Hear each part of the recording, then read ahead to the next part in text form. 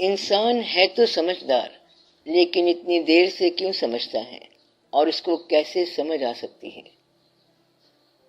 انسان دیر سے نہیں بلکہ جلد ہی سمجھ جاتا ہے، مگر اس کو کثرت ضروریات نے پریشان کر رکھا ہے۔ یہ بلا وجہ پھیل گیا ہے، منتشر ہو گیا ہے۔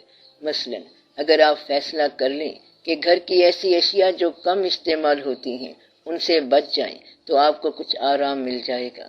وہ اشیاء جو آپ سے چھن جانی ہیں ان سے بچ جاؤ، اور وہ واقعات جو اللہ کے سفر میں کام نہیں آنے ان سے بچ جاؤ۔ اگر اس طرح کی کوئی سی دو چار باتیں آپ کر لو تو آپ کو بات جلدی سمجھ آ جائے گی۔ ایک مقصد اور ایک نصب العین رکھو۔ جب یکساں خیال کے ساتھ سفر کرتے جاؤ گے تو کامیابی ہی کامیابی ہے۔ آپ کی پرابلم ہے ریش ہونا۔ آپ کہتے ہیں ہم یہ کر کے رکھ دیں گے، وہ کر کے رکھ دیں گے۔ مثلا مکان ابھی بنانے لگے ہیں، تھوڑا سا بنایا، پھر آپ تھک گئے تو جو مقصد تھا مکان کو مکمل کرنے کا، آپ نے اس مقصد کو چھوڑ دیا۔ اسی طرح مسجدیں بناتے ہو اور نمازی نہیں بنتے۔ مسجد تو بنا دی شب بھر میں ایمان کی حرارت والوں نے، من اپنا پرانا پاپی ہے برسوں سے نمازی بن نہ سکا۔ آپ ایکٹیویٹیز کرتے جاتے ہو اور ان کا مقصد نہیں سمجھتے، اور پھر آپ ایک حرکت کے بعد دوسری حرکت اس کے عین متضاد کرتے ہو۔ ایک آدمی 10 قدم رائٹ چلا، 10 قدم لیفٹ چلا، 10 قدم آگے چلا اور 10 قدم پیچھے چلا۔ آپ بتائیں کتنا سفر کیا اس نے؟ کچھ سفر نہیں کیا بیچارے نے، وہ سفر کو گیا ہی نہیں، حالانکہ چلتا رہا ہے۔ اسی طرح ایک آدمی کے ہاتھ میں گھاس کی رسی تھی اور بنتا جا رہا تھا، اس کے پاس گدھا کھڑا ہوا تھا، گدھا رسی کھاتا جا رہا ہے اور وہ آدمی بنتا جا رہا ہے۔ سال کے بعد کتنی رسی بنی اس نے؟ وہ ٹکڑا جو اس کے ہاتھ میں تھا۔ اس گدھے سے بچو، یہ گدھا ہی آپ کو کھائے جا رہا ہے۔ آپ کے ہاتھ کی بنی ہوئی رسیاں گدھا کھاتا جا رہا ہے، گدھے کو آپ چھوڑتے نہیں ہو۔ یہ آپ کی جو ہوس پرستیاں ہیں اور لالچ ہے، یہ آپ کے شعور کی رسی کو کھاتے جا رہے ہیں۔ شعور آپ کے اندر ہے، آپ بالغ ہو اور سمجھدار ہو، مگر ضرورت، مجبوریاں، کمپرومائزز آپ کے شعور کو کھاتے جا رہے ہیں، اور آپ الٹیمیٹلی سارا وقت ضائع کر بیٹھتے ہیں اور محنت برباد کر بیٹھتے ہیں۔ خداوند تعالیٰ کسی کی محنت نہ برباد کرے۔ محنت برباد کیسے ہوتی ہے؟ جب محنت کے مقابلے کی محنت آپ خود کرتے ہیں۔ مثلا حاصل کی محنت یعنی پیسے جمع کرنے کی محنت۔ اگر آپ دنیا کی سیر کرنے جا رہے ہیں تو ایسا بھی ہو سکتا ہے کہ اپنا مکان بیچ کے لوگوں کے مکان دیکھنے چلے جاؤ، یا غریب آدمی امریکہ میں پڑھنے کے لیے چلا جائے، بچہ پڑھنے کے لیے باہر بھیجتے ہو اور چاہتے ہو کہ نتیجہ اسلامی نکلے۔ اپنی ذات کے ساتھ آپ الجھ گئے ہیں۔ You have confused yourself۔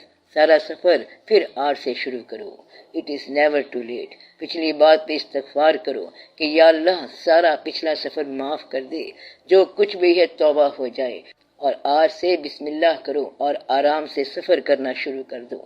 پہلے خوب غور کر لو، سفر شروع کرنے کے بعد کچھ نہ کرو، اب اور بحثیں نہ کرو، اب اپنے آپ کے ساتھ رحم کرو۔ آپ نے ہی اپنے آپ کو پیٹیبل بنا دیا ہے اور خود ہی پیٹیبل بنایا ہے، تو آپ اپنے آپ پر تو رحم کرو۔ پھر یہ کوئی بعید نہیں ہے کہ اندر سے کوئی چمک پیدا نہ ہو۔ جب آپ میزریبل بن جاتے ہو تو مجھے افسوس ہوتا ہے۔ آپ خود اپنے آپ کو میزریبل بناتے ہو اور آپ خود ہی ریلنٹ لیس ہو۔ آپ خود پر یہ ظلم کرتے ہو اور کبھی دوسروں پہ ظلم کرتے ہو، اور پھر نتیجہ آپ کے سامنے آ جاتا ہے اور آپ خود ہی پریشان ہوتے ہو اور روتے ہو۔ جب آپ روتے ہو تو مجھے افسوس ہوتا ہے۔ اس لیے میں کہتا ہوں کہ اگر اصلاح نہیں کر سکتے تو نظر انداز کرو۔ کسی صورت کے حالات کی اصلاح نہیں کر سکتے تو نظر انداز کر دو، صبر کر لو۔ کسی نے کچھ کہا ہے تو معاف کر دو، اپنے آپ کو ضائع نہ کرو۔ اس طرح آپ کا مسئلہ حل ہو جاتا ہے۔ آپ نے اپنے آپ کو بنانا تھا اور آپ اپنے ہاتھوں کے افسوس بن گئے۔ آپ اپنے ہاتھوں سے پریشان ہو۔ آپ دانا ہو اور پریشان ہو، لیکن دانائی کا دعویٰ ترک نہیں کرتے۔ آپ گریٹ ہو اور چھوٹے آدمی کی طرح روتے ہو، لیکن پھر آپ گریٹنس کا دعویٰ نہیں چھوڑتے۔ آپ کو کچھ بھی پتہ نہیں، آپ اس کی اصلاح نہ کرنا جو آپ کے ماتحت ہوتا ہے۔ آپ بے وقوف کے ساتھ کمپرومائز کرنا نہیں جانتے۔ جہاں کسی کو چھوڑنا ہے وہاں نہیں چھوڑتے، بس یہ سمجھتے ہیں کہ جانتا ہوں اور سب کچھ جانتا ہوں۔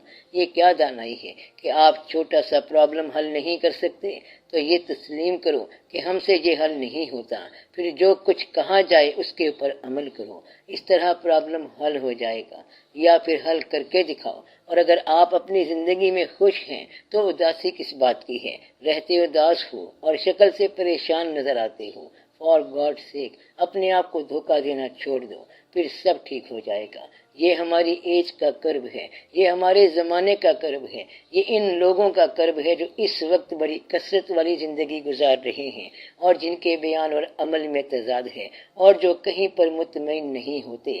آپ اسلام کے بارے میں بیان کرتے ہو کہ یہ صادق الوعد صلی اللہ علیہ وآلہ وسلم کا اسلام ہے اور یہ امین صلی اللہ علیہ وسلم کا دیا ہوا اسلام ہے، اور خود نہ سچ بولتے ہو اور نہ آپ امانت کی حفاظت کرتے ہو، آپ حدود کی بھی حفاظت نہیں کرتے، اپنے آپ کی بھی حفاظت نہیں کرتے، اپنے ظاہر کی حفاظت بھی نہیں کرتے اور اپنے باطن کی حفاظت بھی نہیں کرتے۔ اسلام کے بارے میں آپ کہتے ہیں کہ یہ سب کائنات سے سچا اور روشن دین ہے جو اللہ تعالیٰ کا بھیجا ہوا ہے، اور کیا آپ سچ بولتے ہو؟ کہتا ہے ہم تو نہیں بولتے، دین سچا ہے اور آپ دین میں ہیں لیکن سچ نہیں بولتے۔ آپ کے دین کو یہ دعا کرنی پڑے گی کہ یا اللہ مجھے جھوٹوں سے بچا، کہیں ایسا نہ ہو کہ اس دین کا حامی دعا مانگے کہ یا اللہ مجھے جھوٹے فالوور سے بچا۔ اللہ تعالیٰ آپ کے ساتھ وہ نہ کرے جو منافقین کے ساتھ ہوا کرتا ہے۔ تو اس وقت اسلام مسلمانوں سے بیزار ہے، جس طرح زمین اپنے اوپر والے بوجھ سے پریشان ہے، جس طرح اکثر لوگوں سے پریشان ہیں۔ اس کا علاج اب نافذ ہونے کا امکان ہے۔ میں آپ کو بتا رہا ہوں، پھر اسلام کیونکہ پیور دین ہے اس لیے یہ اپنے آپ کو پیور کرتا ہے اور اپنے آپ کو صاف رکھتا ہے، پھر جو ڈیفائی کرنے والے ہیں ان کو جکڑ دے گا۔ سمندر کی خوبی ہے کہ وہ ہلاک ہونے کے بعد مردار کو باہر پھینک دیتا ہے۔ اب یہ کثرت جو ہے یہ بھی سمندر کی طرح ہے، اور اس کے اندر جو مرے ہوئے مسلمان رہتے ہیں، جن کے باطن میں تعفن میل ہے، جن کے ظاہر میں تعفن ہے اور جن کی نیتوں میں تعفن ہے، وہ ان کو باہر پھینک دے گا۔ پھر آپ نہ کہنا کہ آپ کو بتایا نہیں تھا، آسان طریقہ بتاتا ہوں کہ آپ توبہ کر لو، اور جو تم نے غلط قسم کے پیسے چھپا کے رکھے ہیں ان کو اللہ کی راہ میں ریلیز کرتے جاؤ، پھر آپ کا آگے کا سفر چلتا جائے گا، اور سفر ہے ہی کوئی نہیں تو ساری زندگی ٹرین کی طرح گزرنی ہے۔ اگلا اسٹیشن آ جائے گا اور سامان پیچھے رہ جائے گا، آپ کی کچھ سواریاں پچھلے اسٹیشن پہ رہ گئی ہیں اور گاڑی چلتی جا رہی ہے، جو سامان لے کے جانا تھا وہ نہیں ہے اور آپ کچھ اور ہی چیز ساتھ لے چلے ہیں۔ اللہ پوچھے گا کہ میرے لیے کیا لائے ہو؟ تو آپ کہیں گے کہ ہمیں تو اپنے لیے فرصت نہیں تھی۔ بس آپ ہوشیار ہو جائیں اس سے پہلے کہ کوئی واقعہ ہو۔ آپ لوگ توبہ کر لیں، شکر ادا کریں، تنہا بیٹھا کریں اور غور کیا کریں، اپنی ذات کے ساتھ صلح کر لیں، یعنی اپنے آپ کے ساتھ صلح کر لیں۔ اس طرح انسان کو سب سمجھ آ سکتی ہے۔ سر آپ کہہ رہے ہیں کہ اپنی ذات کے ساتھ صلح کر لوں، یہ کیسے کی جاتی ہے؟ اس طرح صلح کر لو جیسے جھگڑا کیا ہے۔ پہلی بات تو یہ ہے کہ آپ نے جو اعتقاد تسلیم کر لیا ہے اس پر عمل کر لو۔ جس علم کو آپ نے مانا ہے وہی عمل آپ زندگی میں نافذ کرو، یعنی کہ عقیدے کے مطابق عمل ہونا چاہیے۔ دوسری بات یہ کہ زیادہ سے زیادہ کوشش کرو کہ اپنے ظاہر اور اپنے باطن کا فاصلہ کم کر دو۔ تیسری بات یہ ہے کہ اپنے گھر کو پرسکون بناؤ تاکہ آپ کا دل پرسکون رہے۔ چھوٹا سا گھر ہوتا ہے آپ کا، اور اس میں نہ تو خواہشات کا زیادہ جھمگھٹا ہو اور نہ زیادہ پریشانیاں پیدا ہوں۔ یہ اپنے دل کو اپروچ کرنے کا خاص فارمولہ ہے اور بڑا راز ہے۔ اس گھر کو اپنا دل بنا لو اور دل کو گھر بنا لو۔ اس طرح ڈسٹربنس نکل جائے گی، کمپرومائز ہو جائے گا، صلح ہو جائے گی۔ آپ کی زندگی میں آپ کے عزیزوں کا اتنا ہی حق ہے جتنا آپ کا اپنا۔ اب یہ گھر سب کا گھر ہے۔ آپ کا بیٹا جو آپ کے گھر میں پیدا ہوا وہ آپ کا وارث ہے، اور وہ پیدا ہوتے ہی آپ کی دانائی کا بھی مالک بن بیٹھا۔ یہ ہے قدرت کا کھیل، اور اس کھیل کو تم روک نہیں سکتے، اور یہ استحقاق اسے قدرت نے دیا ہے۔ آپ اور آپ کی بیوی قدرت کا جوڑ ہے، اب آپ اس کو توڑ نہیں سکتے۔ زندگی کا یہ تعلق توڑنے کے بعد جہاں آپ پہنچو گے تو وہاں نہ کوئی چارہ ہوگا اور نہ کوئی علاج ہوگا۔ دکھ کو سمیٹنا ہی خوشی ہے، غم کو پی جاؤ۔ ضبط غم کا شعور ہے شاید، مسکراہٹ کو اور کیا کہیے۔ اپنے غم کو ترک کر دو، ورنہ یہ تمہیں پاگل کر دے گا۔ کون سا ایسا آدمی ہے جس نے سکھ اور دکھ نہ دیکھا ہو؟ ہر آدمی دکھ سکھ سے بھرا ہوا ہے، اس لیے اچھلنے کی بجائے سمٹ جاؤ۔ اللہ کے کام کے اندر ہرگز دخل نہ دو۔ آپ کی جو زندگی ہے اور زندگی میں جو شریک ہے، اس کے ساتھ اس زندگی سے گزر کر نکل جاؤ۔ یہ 4 دن کا میلہ ہے، اس میں مصیبت نہ پیدا کرو۔ یہ مسافرت کا وقت ہے اور اس میں قیام کی بات چھوڑ دو۔ یہ ایمرجنسی کا وقت ہے۔ اب پریشانی آپ کے دل میں آ گئی ہے۔ آج سے کئی سال پہلے آپ کو پریشانی ہوتی تھی، تب بھی سکون ہوتا تھا، اور اب سکون ہو تب بھی پریشانی ہے۔ تو اب some thing wrong some where ہوا پڑا ہے، بلکہ اب تو some thing seriously wrong every where, اور انسان سیکیور نہیں رہا۔ انسان کی سیکیورٹی کا مطلب کیا ہوتا ہے؟ سیکیورٹی کا مطلب یہ ہوتا ہے کہ جب کوئی آدمی آپ کو کسی آنے والے سانحے کی خبر دے اور آپ وقت سے پہلے تیار ہو جائیں۔ آنے والی مصیبت کی اطلاع مل جانے پر توبہ کر لینی چاہیے۔ ایک وقت ایسا آنے والا ہے جس میں شاید توبہ کا بھی موقع نہ ملے۔ اس سے پہلے کہ وہ وقت آئے، توبہ کر لو۔ اس سے پہلے کہ آپ کے ہاتھ روک لیے جائیں، اپنے ہاتھوں کی اصلاح کر لو، خیال کی اصلاح کر لو، تھوڑا سا ایزی ہو جاؤ، تھوڑا سا کمفرٹیبل ہو جاؤ، برداشت کر لو، اپنی ذات کے ساتھ جھگڑا نہ کرو۔ آپ کی ذات کیا ہے؟ بیوی بچے آپ کی ذات ہیں، آپ کے گرد و پیش آپ کی ذات ہیں، اور آپ کے دوست احباب آپ کی ذات ہیں۔ اپنی ذات کے ساتھ مت جھگڑا کرو، اپنی ذات کو آسان رکھو اور اپنی نیند کو پریشان نہ کرو۔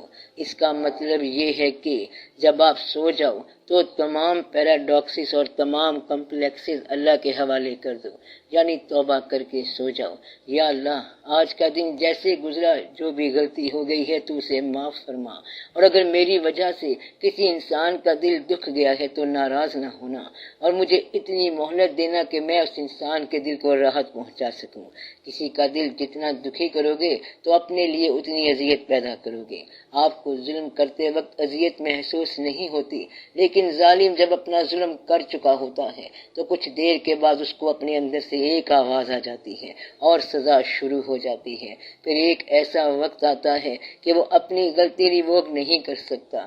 اس لیے اس سے پہلے کہ تم سختی کرو، اپنا لہجہ بدلو، توبہ تائب ہو جاؤ، ایزی ہو جاؤ، کمفرٹیبل ہو جاؤ، شگفتہ ہو جاؤ، پربہار ہو جاؤ، اپنے لیے رحم دل ہو جاؤ، اپنی ذات کے ساتھ رحم کرو، خوش رہو، اس سے ہمیں بھی خوشی ہوگی۔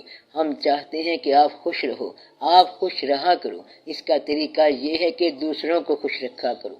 خوش رہنے کا طریقہ کیا ہے؟ خوش رکھا کرو۔ اگر آپ یہ شرط لگاتے ہو کہ دوسرے مجھے خوش رکھیں تو دنیا والے تو آپ کو خوش نہیں رکھیں گے۔ آپ برداشت والے بنو۔